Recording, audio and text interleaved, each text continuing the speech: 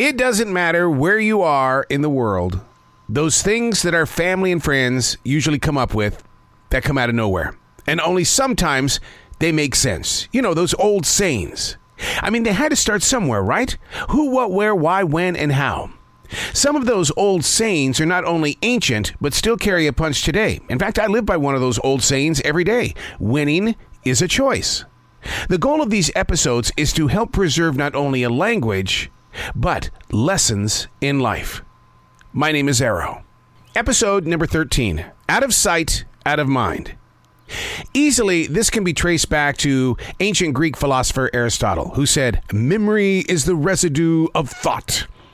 That was 384 BC. By 1562, John Haywood printed the phrase, out of sight, out of mind. Think about it.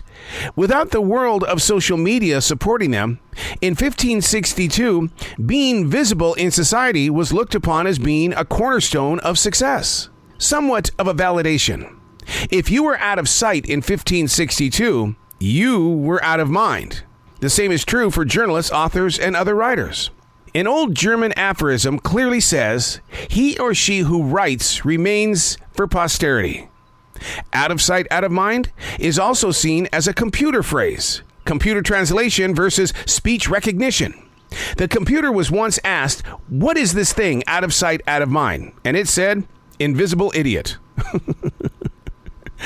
This feeds into another phrase, anyone can make a mistake. But to really fail things up, you need a computer. The 19th century rolled on, and out of sight, out of mind took on a brand new definition. And look at how it's being used even today. The shape of it on social media is called ghosting.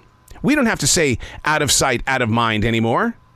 All we have to do is just ignore you.